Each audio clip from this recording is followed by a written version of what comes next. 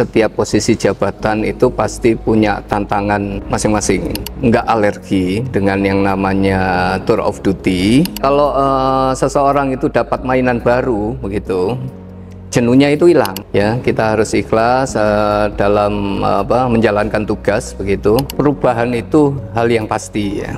Jadi kuncinya itu jangan males kalau kita belajar sendiri untuk menghadapi semua tantangan itu. Attitude ini harus benar-benar dijaga. Saya pada saat kuliah itu bikin band sendiri. Itu sudah saya jadikan work-life balance. Sendiri kini ku melangkah. Wow. Hai Partnership, selamat pagi. Assalamualaikum warahmatullahi wabarakatuh. Salam semangat dan salam sehat selalu. Kali ini kita bertemu kembali dalam acara Bincang Inspiratif yang akan menghadirkan sosok atau pribadi yang penuh inspirasi dan akan memberikan semangat untuk kita semua. Kali ini kita akan menghadirkan seseorang, salah satu dari top manajemen PT Semen Indonesia Distributor. Beliau di awal karirnya langsung berkecimpung di bidang keuangan, dan sampai saat ini beliau adalah salah satu dari direksi dari anak usaha PT Semen Indonesia Logistik. Kali ini kita akan menghadirkan seseorang, Bapak Hari Indratno. Selamat pagi Bapak, apa kabar? Pagi Bu Yuyun, terima kasih. Salam Partnership, terima kasih sudah diundang di podcast dari Partnership ini. Baik, terima kasih atas kehadirannya untuk pagi hari ini Pak. Di tengah-tengah kesibukan Bapak sebagai seorang direktur dari PT Varia Usaha Dharma Segara, Bapak berkesempatan untuk hadir di acara Bincang Inspirasi kita kali ini yang akan membagikan atau men-sharing inspirasi yang bisa Bapak bagikan ke teman-teman ya Pak ya. Oke Pak, mungkin di sini bisa dikatakan tidak kenal maka tidak sayang ya Pak ya. Monggo Pak, mungkin bisa dikenalkan. Hai Partnership, saya Hari Indratno. Terakhir saya di Semen Indonesia Distributor itu sebagai Senior Vice President untuk supporting. Oke, jadi keluarga saya dikaruniai 2 orang anak. Jadi 1 perempuan, 1 laki-laki, di mana yang perempuan ini sudah selesai kuliah dan sekarang juga sudah bekerja. Alhamdulillah yang laki-laki sedang menjalani masa kuliah. Oke, gitu. Udah gede-gede semua ya Pak ya? Iya, sudah gede-gede semua. Sudah mau mulai ke sisi mandiri gitu ya Pak ya? Betul. Oke, mungkin bisa diceritakan latar belakang pendidikannya Pak, dari awal bagaimana sampai Bapak bisa hadir di SID, kemudian dari pendidikannya seperti apa Pak? Pendidikannya? Jadi kalau pendidikan memang kalau di awal kuliah saya ini adalah di bidang teknik ya. Jadi saya lulusan D3 Bu. Oh, D3 Teknik Kimia. Oh, D3 Teknik Kimia itu dari universitas mana ya Pak ya? ITS. Oh, ITS, oke. D3 Teknik Kimia dari ITS. Saya mengenyam pendidikan, kalau D3 itu mestinya 3 tahun ya. Iya, betul. Nah, saya masuk 88, baru lulus 93. Oh, wah, ini D3 yang plus berarti Pak ya? Iya, D3 plus. D3 plus Pak, oke. D3 plus. Jangan plus-plus ya. Iya, D3 plus ya Pak ya? Iya, betul. Mungkin ada kursus atau pelatihan keuangan di tempat lain itu yang mungkin sampai kenapa Pak Hari ketika masuk ke PT SID itu langsung di keuangan gitu loh Pak. Padahal Bapak latar belakang pendidikannya itu di teknik kimia gitu. Ya itu Bu. Jadi karena saya itu D3 plus, di mana teman-teman saya yang seangkatan itu pada melanjutkan ke S1. Iya. Karena saya ini jatuhnya plus, jadi kok kayaknya berat ya saya kalau melanjutkan ke S1 untuk di bidang yang sama di teknik kimia. Sehingga akhirnya saya coba banting setir Bu. Jadi di tahun 93 saya masuk di Stesia. Jadi jurusannya di akuntansi pada saat itu. Oh, berarti memang ada backgroundnya sedikit ya Pak untuk Iya, keuangan ya. betul. Jadi itu sih sebenarnya mungkin karena saya ini mau ngelanjutin ke S1 teknik kimia kok males, akhirnya kita banting setir. Oh, gitu. Oke. Pak, ini ketika Bapak ada ketika mengalami masa perkuliahan nih Pak ya, ada nggak sih Pak momen-momen atau masa-masa yang mungkin tidak bisa Bapak lupakan gitu? Ada masa-masa yang berkesan banget di sana, itu kira-kira apa ini Pak yang bisa Bapak ceritakan? Jadi kalau di ITS itu memang kesannya cukup banyak ya Bu. Baik. Jadi karena memang ITS itu beda dengan sekarang. Kalau dulu itu memang ITS itu pure full, hampir bisa dikatakan banyak laki-lakinya. Oh iya, karena teknik itu tadi mungkin ya kesannya teknik itu laki-laki gitu. Laki-laki semua begitu.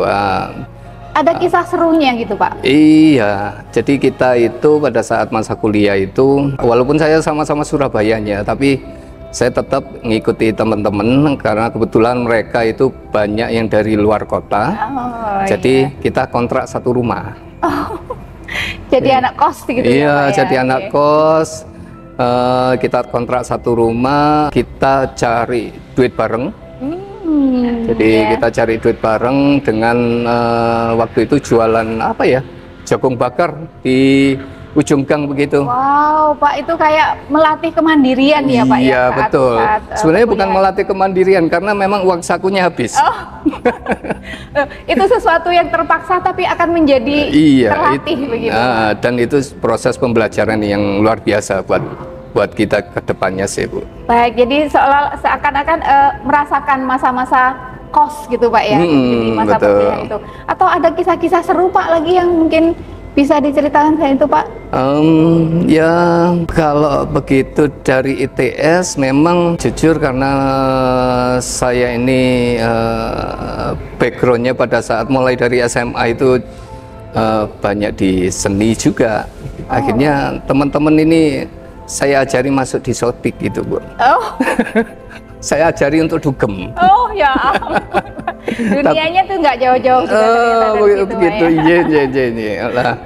Sedangkan kalau di Stesia memang atmosfernya beda banget Bu dengan yang di ITS.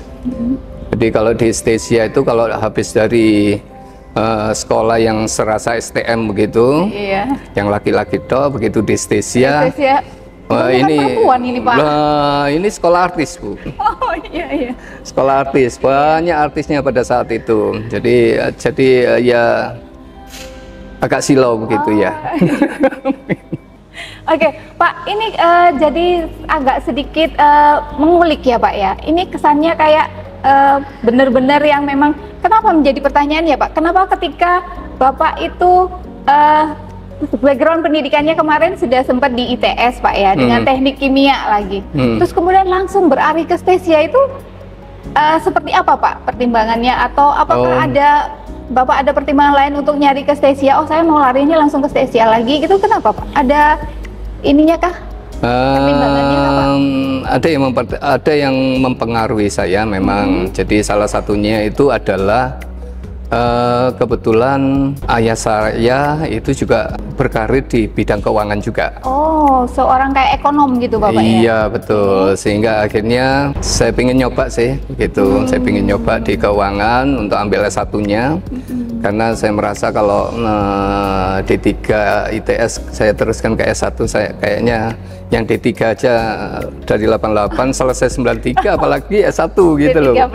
Nah, itu makanya itu pilihan untuk memilih ke teknik kimia kemarin itu apakah pilihan sendiri atau permintaan dari orang tua atau hanya sekedar ajakan dari teman-teman gitu Pak? Enggak, pilihan sendiri memang. Pilihan sendiri. Pilihan sendiri karena mungkin pada saat itu saya terlalu disibukkan dengan urusan di luar kuliah sehingga akhirnya sedikit terbengkalai gitu.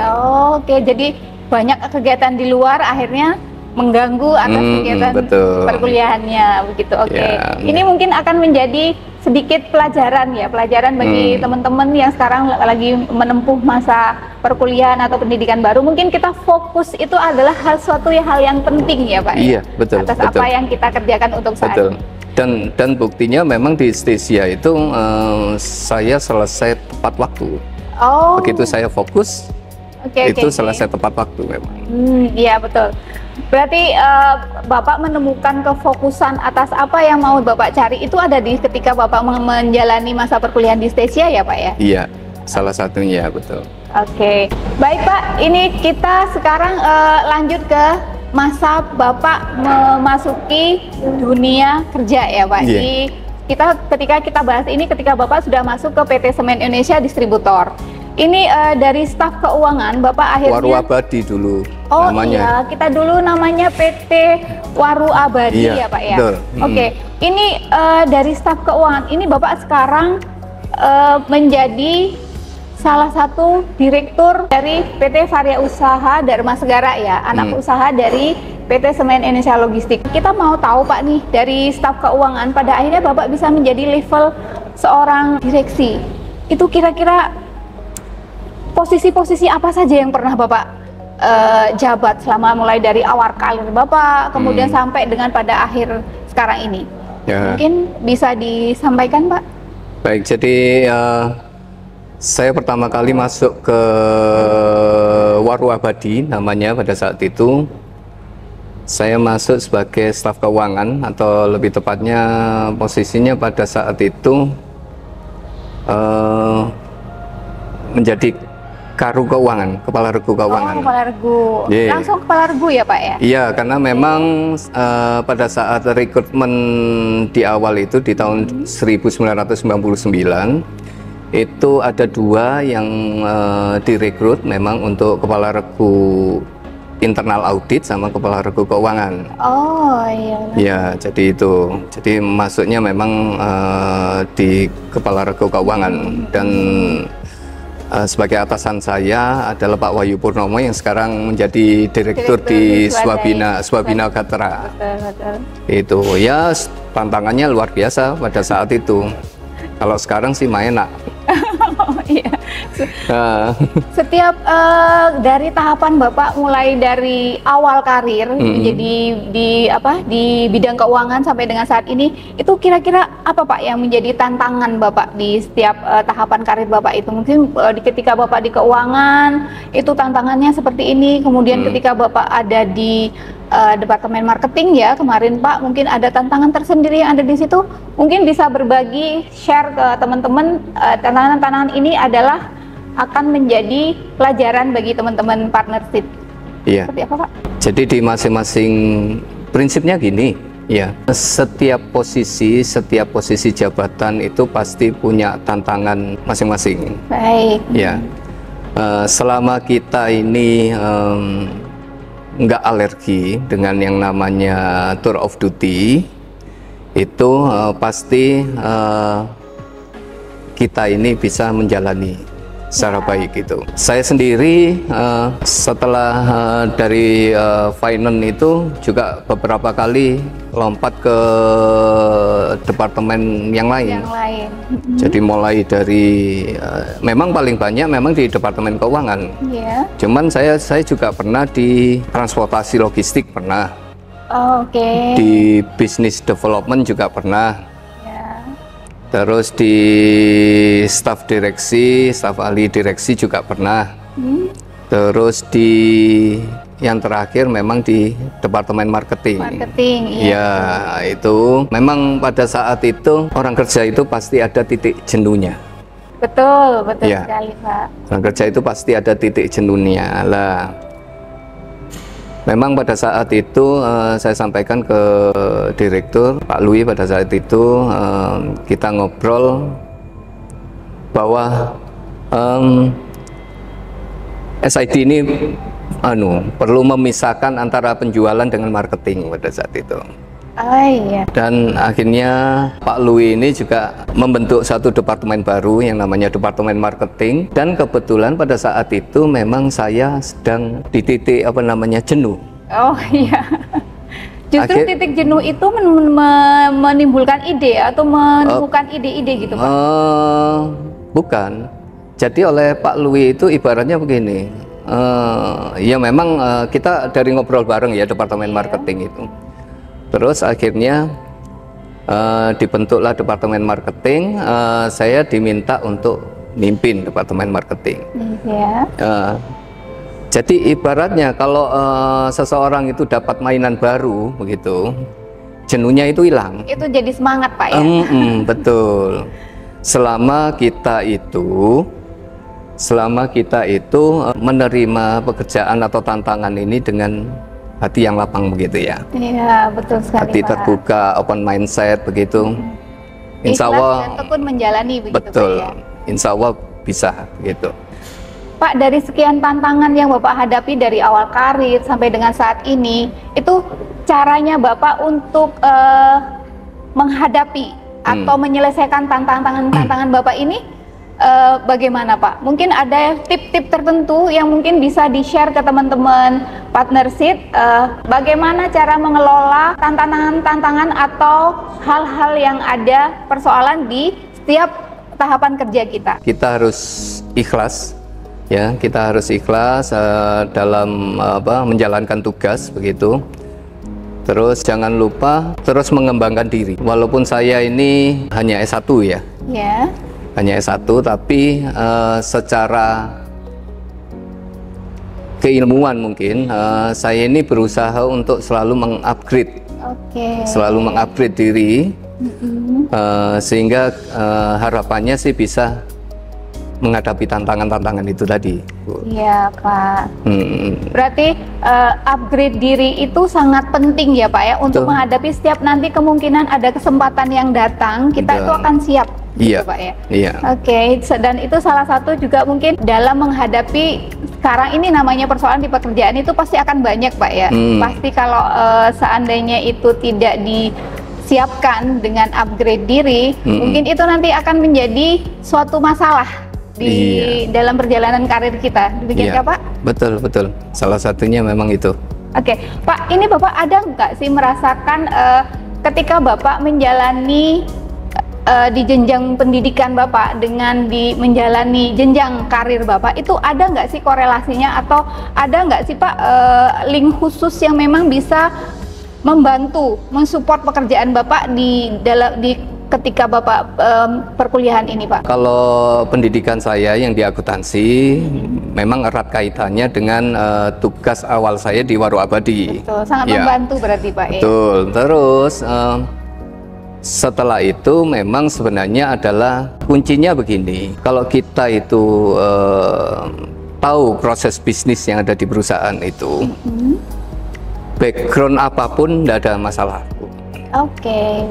Jadi walaupun background itu dia teknik, walaupun backgroundnya itu guru agama, selama kita ini bisa mengupgrade diri, terus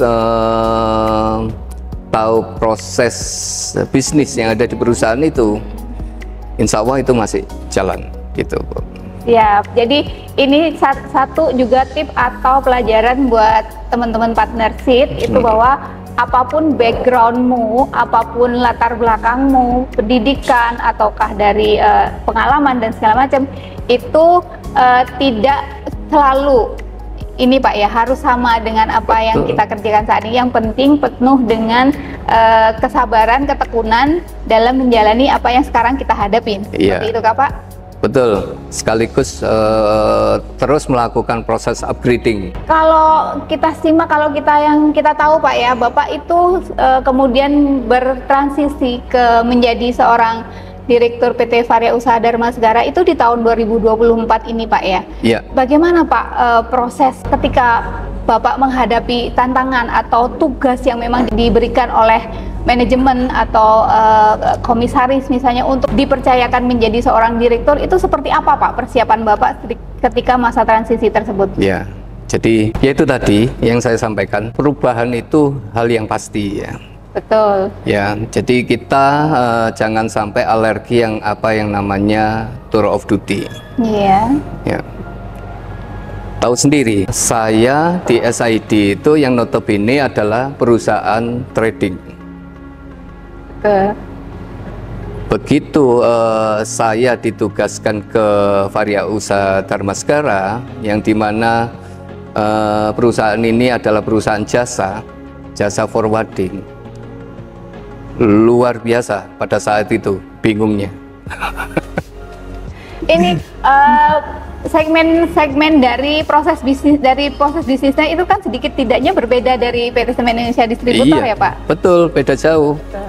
Jadi beda jauh. Jadi kalau di Semen Indonesia Distributor ini kualitas produk ini yang paling berpengaruh ya, karena betul, kita trading. Pada saat kita berpindah ke perusahaan jasa, yang paling berpengaruh itu adalah kualitas layanan. Servis ya Pak? Servis, betul. Dan itu luar biasa memang. Jadi artinya yang dari sisi itu saja memang beda. Terus dari sisi bisnisnya sendiri pun juga beda. Berarti ini tantangan baru buat Bapak. Betul. Dari yang di SID seperti apa prosesnya, di VUDS seperti apa prosesnya, itu menjadi tantangan tersendiri Kak Pak? Iya, betul. Jadi artinya memang apalagi salah satu misinya perusahaan, kalau visinya jelas VUDS itu sebagai perusahaan logistik global yang handal. Tapi salah satu misinya itu selain satisfaction customer, kita ini juga dituntut untuk mensinergikan potensi yang ada di Silog Group. Oh, jadi bersinergi dengan anak-anak usaha dari Semen Indonesia Logistik juga. Betul. Jadi itu memang tujuan dan misinya VUDS memang itu. Jadi untuk mensinergikan seluruh potensi yang ada di Silog Group. Itu suatu tantangan juga. Baik, ini Bapak sebagai seorang direktur dari PT Varia Usaha Dharmasegara, kira-kira apa nih Pak harapan ke depan yang ingin Bapak capai untuk PT Varia Usaha Dharmasegara sendiri, mungkin dalam jangka pendeknya maupun dari jangka panjangnya Pak? Iya.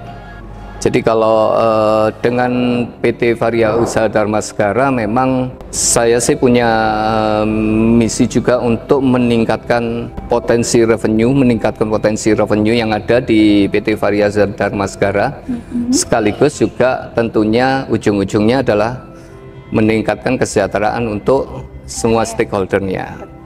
Jadi itu sih keseluruhannya ya Pak ya. Betul Bu. Baik, untuk begitu juga kita bisa bekerja sama berkesinambungan dengan rekanan-rekanan bisnis yang lainnya juga. Iya. Pastinya tentunya akan bisa membawa pertumbuhan atas PT Varia Usaha Dharmasegara ya Pak ya. Iya. Baik Pak, kalau boleh flashback nih Pak, nih karir Bapak sampai dengan saat ini itu pelajaran yang paling penting itu apa Pak? Pastinya kalau saya menyimak dari cerita Bapak, itu banyak sekali transisi yang sangat berbeda dari awal. Mulai dari perkuliahan Bapak kemarin, mungkin bisa saya sampaikan, dari teknik kimia langsung ke ekonomi.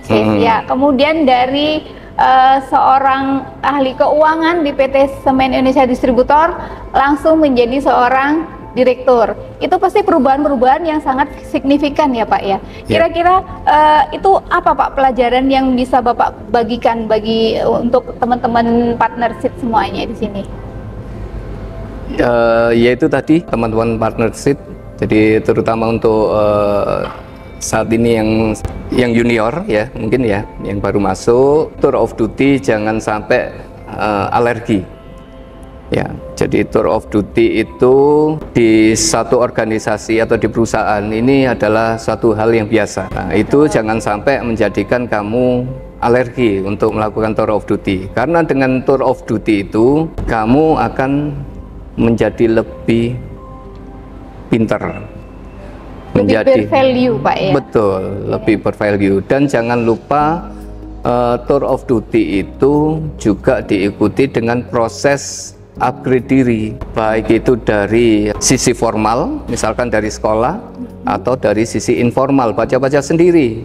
Banyak literasi-literasi yang ada di Google. Malah sekarang dengan adanya AI, artificial intelligence, itu semuanya bisa dibaca di situ. Betul. Nah, itu tinggal diikuti aja. Berarti upgrade diri itu bisa diperoleh dari manapun ya Pak ya, tidak Betul. hanya mulai dari jenjang dari pendidikan secara akademis saja Pak ya. Iya. Oke, berarti ini satu hal yang bisa diambil dari cerita Pak Hari itu yang tentang loncatan yang signifikan ini, bahwa apapun latar belakang kamu, apapun status karyawan kamu saat ini, asalkan kamu bisa mengupgrade diri, memberikan value atas diri kamu, berarti kamu akan siap menghadapi setiap tantangan atau kesempatan yang akan diberikan oleh atau yang akan diberikan kepadamu oleh siapapun atau atasan-atasan kamu sendiri. Seperti itu Kak Pak? Mungkin Iya, yang bisa. betul. Karena apa? Karena perubahan itu ya Pasti ya, Pak? Pasti. Betul. Perubahan itu ya. Jangankan di di struktur organisasi atau perusahaan begitu. Di diri kamu, di pribadi yang ada di rumah pun perubahan-perubahan itu tetap, tinggal kita bisa ndak menghadapi itu, mau ndak menghadapi itu. Nah, tentunya kalau mau menghadapi itu, berarti kamu bisa naik ke tangga yang lebih tinggi lagi, gitu. Jadi buat teman-teman partner seat, terutama yang baru masuk di dunia kerja, berarti harus semangat selalu mengupgrade diri dari berbagai bidang ya Pak ya. Jadi tidak melulu hanya tentang akademis, bahkan dari rekan-rekan kerja pun sebenarnya kita bisa mengambil ilmu ya Pak ya, untuk men-share ilmu ya Pak. Betul. Oke, Pak, ini saya ingin menggali lagi ini dari Bapak ya. Selain pernah bersekolah nih atau terjun berkecimpung di dunia pendidikan di ITS dan Stesia, kira-kira Bapak pernah mengikuti kursus-kursus tertentu nggak Pak untuk mengupgrade diri tadi yang seperti yang Bapak sampaikan tadi? Iya, iya Bu. Kalau saya sertifikasi itu memang saya hanya punya dari privat saja, yang dikeluarkan oleh IAI. Tapi kalau yang lainnya memang ada beberapa seminar, beberapa pelatihan itu yang sudah saya ikuti, diantaranya leadership, manajemen, terus macam-macam banyak Bu. Itu selebihnya saya mengupgrade diri ya lewat baca-baca. Itu untuk kebutuhan setiap kali, untuk kebutuhan tiap tahapan jabatan Bapak ya? Betul. Jadi setiap tahapan jabatan itu kan memang saya ini kan secara pengalaman atau secara keilmuan kan memang nol berangkatnya. Mau nggak mau saya harus belajar gitu. Betul Pak. Jadi kuncinya itu jangan males kalau kita belajar sendiri untuk menghadapi semua tantangan itu. Belajar itu tidak terhalang waktu dan usia ya Pak? Iya, betul. Pak, ini selanjutnya kita ingin menilik lebih jauh ini tentang, tadi mungkin lebih ke jenjang pendidikan, jenjang karir ya Pak ya. Ini sekarang saya lebih menilik dan lebih tertarik gitu Pak, untuk menilik jenengan dari sisi pribadi Pak Hari ini. Wow, teman-teman yang lainnya juga pasti bakalan penasaran nih, seperti apa sih latar belakang di luar atas pendidikan dan pekerjaannya Pak Hari. Ini saya dengar-dengar selain Bapak sibuk di pekerjaan ya, kemudian sibuk dulunya di dunia pendidikan, itu katanya kami pernah mencari tahu nih, Bapak katanya dulu tuh seorang rocker. Itu seperti apa Pak ceritanya? Adakah hal-hal yang bisa dibagikan? Apakah itu bagian dari sekedar hobi, ataukah apa itu mungkin dari kesempatan lain yang memang pingin Bapak jalani seperti itu? Seperti apa sih Pak rockernya ini? Jadi dunia seni itu adalah kalau mungkin sekarang itu ada istilah namanya work life balance ya. Oh iya betul. Nah kalau macam-macam orang itu work life balance itu ya. Jadi ada yang hobi mancing, ada yang hobi sepeda, ada yang dari awal, dari SMA itu saya memang suka seni Bu. Oh, lebih cenderung ke dunia musik ya Pak? Iya, sebenarnya bukan hanya musik.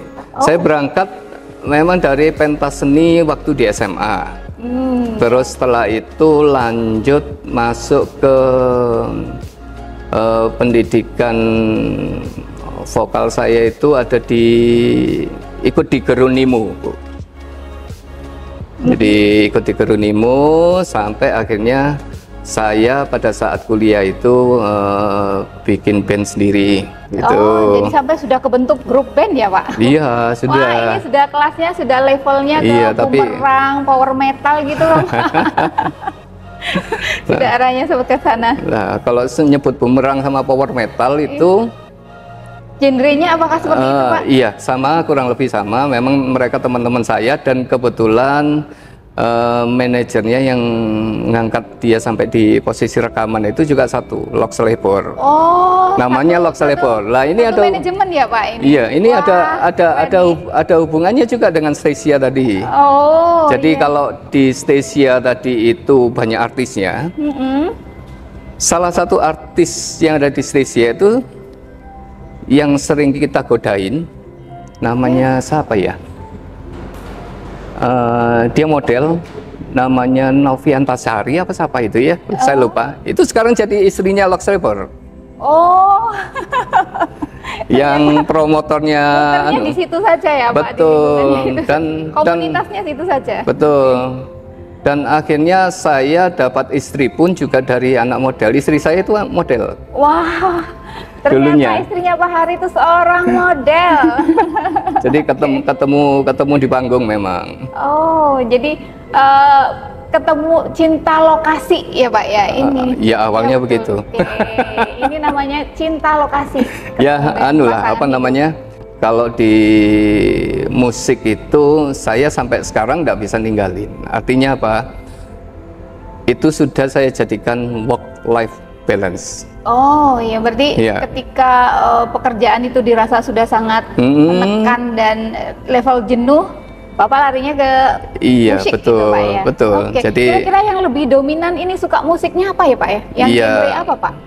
Saya lebih ke genrenya di rock and roll sama rock.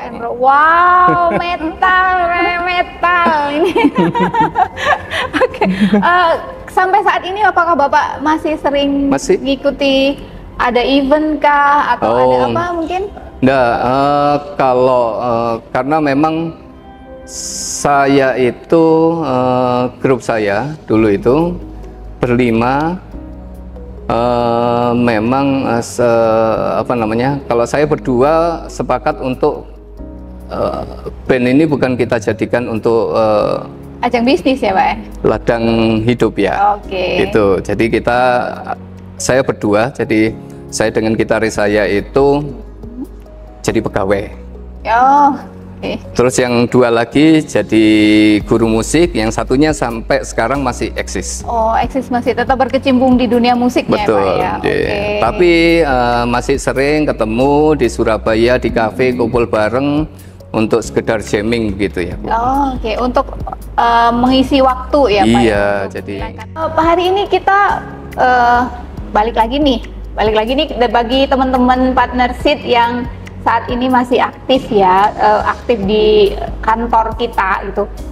Ada nggak sih, Pak, bedanya gitu suasana kerja ketika Bapak awal kali masuk di PT Waru Abadi ya dulu namanya, ketika Bapak pertama kali masuk ke jenjang kerja, ke dunia kerja, dunia karir, dengan saat ini, Pak? Saat ini dunia karir seperti ini ketika anak-anak baru masuk, itu ada nggak sih, Pak, bedanya suasananya, vibe-nya, atau mungkin hal-hal yang pasti ada perubahan-perubahan yang memang signifikan ya, Pak ya? Kira-kira kalau zaman dulu itu seperti apa, Pak? Ketika masuk pertama kali di Waru Abadi? Dulu itu kebetulan saya ini kan di akuntansi keuangan ya di awal masuk. Dulu itu tantangannya nggak seperti sekarang. Jadi kalau sekarang ada SACS tinggal klik gitu ya. Dulu itu mesti olah data dulu lewat underdose dan segala macam. Wah, luar biasa tantangannya.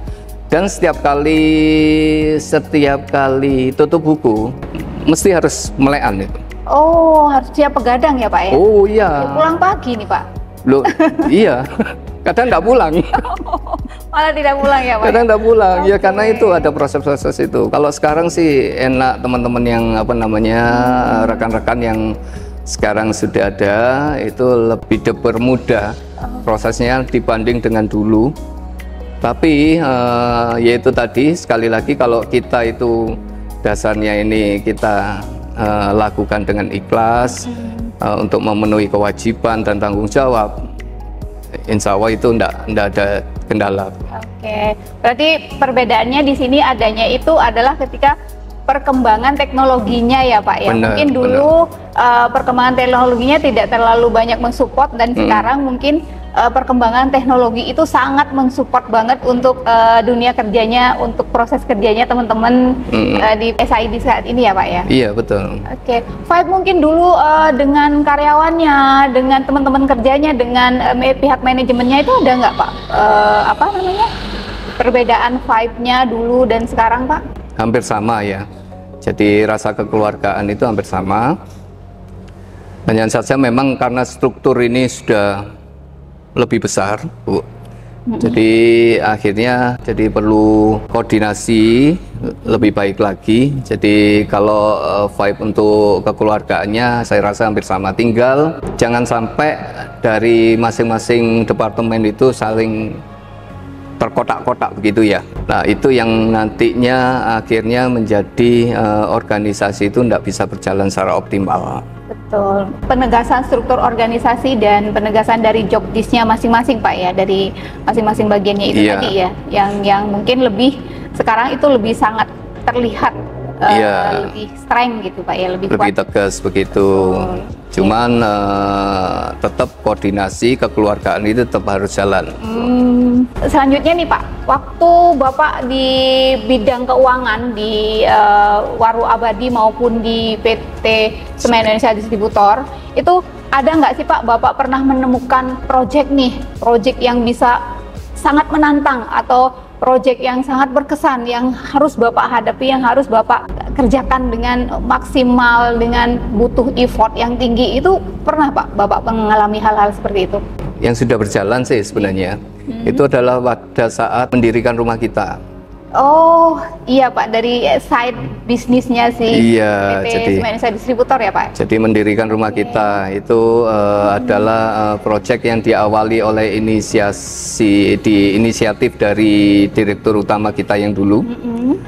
Dan pada saat itu saya dan Pak Lui yang ditugaskan pada saat itu. Oke. Berarti Pak Hari ikut berkecimpung menjadi cikal bakalnya terbentuknya Modern Outlet rumah kita ya Pak ya? Iya, ya tentunya semuanya berkecimpung, Bu. Cuman memang proyek itu memang harus kami kawal betul agar terrealisasi begitu sih. Oh oke. Bisa kita tahu Pak, awalnya kenapa kemudian idenya membentuk Modern Outlet, di mana main bisnisnya dari PT Semen Indonesia Distributor adalah memang kedistributoran kan Pak? Iya. Oke. Mungkin bisa diceritakan sedikit saja Pak, cikal bakal kenapa memilih Modern Outlet gitu Pak? Ide itu kan memang munculnya dari Pak Andianto. Oke. Pada saat itu sebagai direktur utama. Mungkin beliau itu melihat bahwa, jadi gini Bu, kalau distributor itu ada di posisi tengah. Oke. Iya, ada supplier, ada distributor, ada toko. Artinya kalau kita ada di tengah, ini posisinya ini apa ya? Jadi misal ya, dari distributor ke toko ambil 10% margin. Iya. Toko ke customer ambil 5% margin misalkan begitu. Itu secara total kan 15%. Nah ini yang mau kita raih sebenarnya. Oh gitu. Jadi tidak hanya cukup 10%, tapi 15% ini tentunya bisa begitu. Berarti tujuannya kita pinginnya itu langsung nge-touch ke end user gitu Pak ya? Betul, jadi margin yang 15% itu bisa kita dapatkan langsung gitu iya, Pak? Jadi hingga muncullah sekarang Modern Outletnya sudah berkembang ya Pak ya, udah menjadi beberapa outlet yang dimiliki oleh PT Semen Indonesia Distributor ya Pak? Jadi ada 2 sekarang kayaknya di 2025 kayaknya mau nambah lagi kayaknya. PT SID 2025 akan ada. Ya, tapi kan yang awal Pak, yang awalan sudah beda lagi Pak Abidin kan sekarang. Baik, semoga kedepannya menjadi apa ya, teramini Pak. Iya, amin. Oke. Pak, ini kan di awal-awal ya Pak, mungkin beberapa perusahaan dari anak usaha PT Semen Indonesia Group itu akan mengalami beberapa perubahan ya Pak ya. Kalau mungkin di PT Waru Abadi ini mengalami perubahan menjadi PT Semen Indonesia Distributor. Itu kira-kira menurut Bapak ada nggak sih Pak ngaruh yang signifikan buat perusahaan itu sendiri, dan terutama khususnya untuk karirnya Pak Hari sendiri itu ada perubahan signifikan nggak atas perubahan nama ini tadi? Atau mungkin perubahan manajemennya juga? Kalau perubahan nama itu memang kalau dari sisi karir ya ndak ada, ya ndak ada apa namanya, ya sesuai dengan rule-nya begitu ya. Tapi kalau dari sisi kita menggait customer, ya dari sisi kita menggait customer atau kita menggait supplier, itu tentunya dengan membawa nama Semen Indonesia ini akan jauh lebih lebih punya jauh lebih punya berkening kan begitu ya Bu.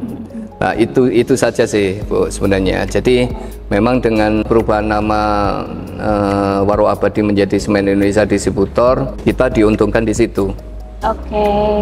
Dengan mungkin ada nama Semen Indonesia, itu akan lebih familiar dan lebih banyak dikenal oleh kalangan pebisnis ya Pak ya, kemudian ke kalangan project dan kalangan vendor serta customer juga gitu. Jadi mungkin proses bisnis kita juga akan lebih luas ya harapannya Pak. Harapannya lebih bisa berkembang lagi kan begitu ya Semen Indonesia Distributor.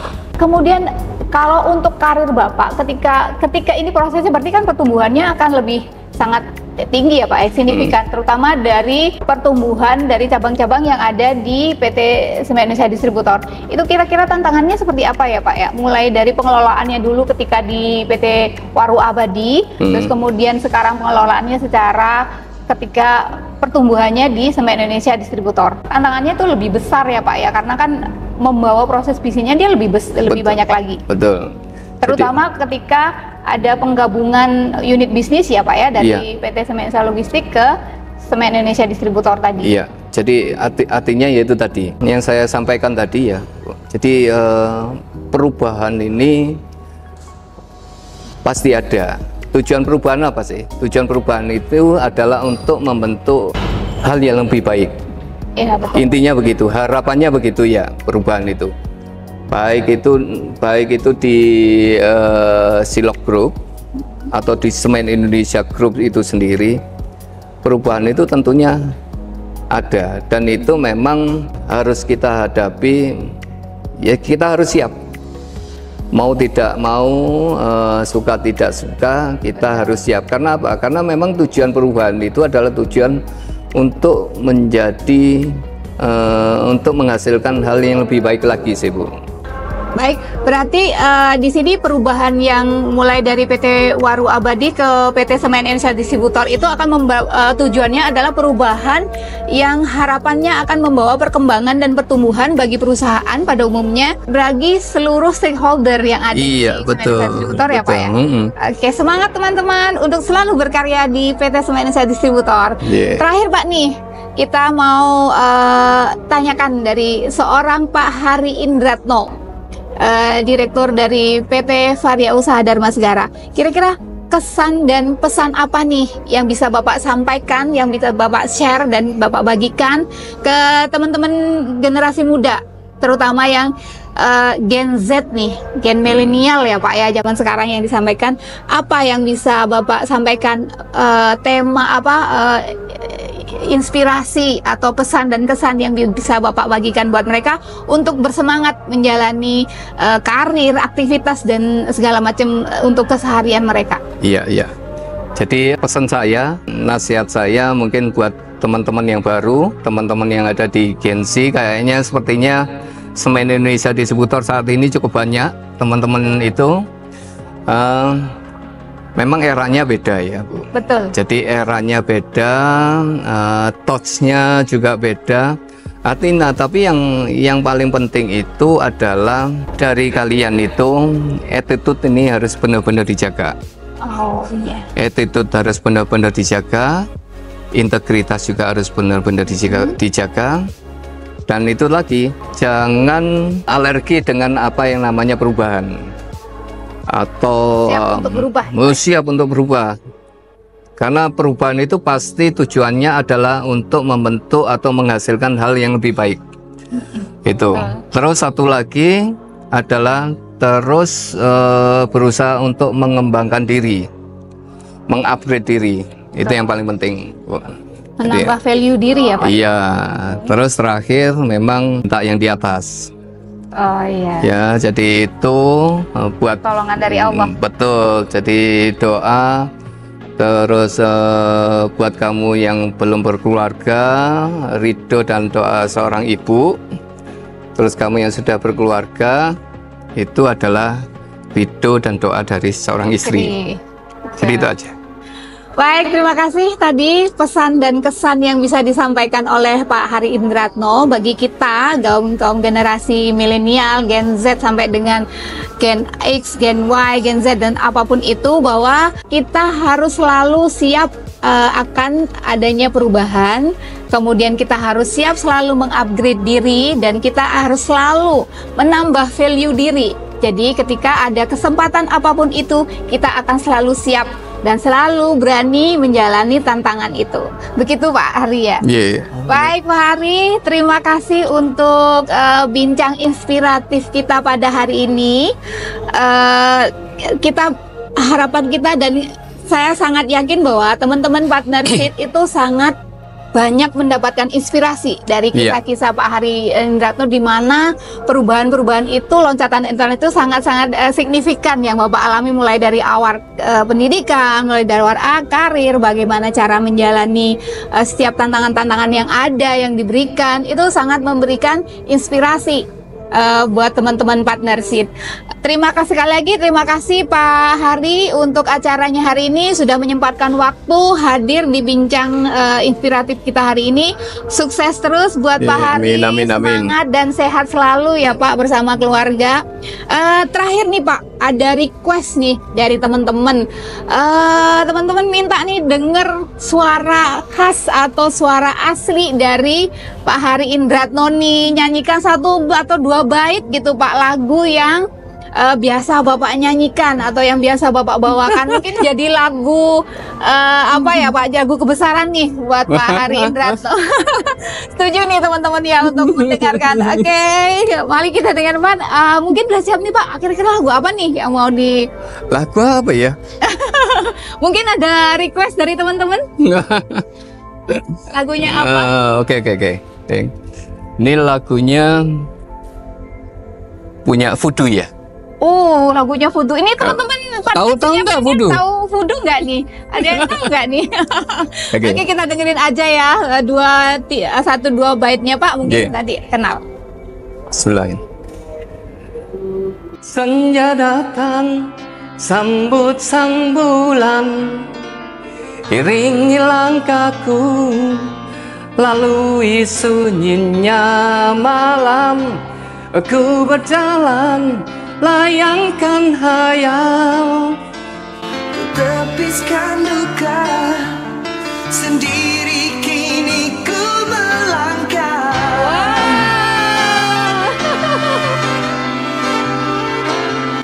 Ternyata suaranya itu memang hebat banget dan jos gitu ya, nggak kalah sama vokalis-vokalis yang lain pastinya ini.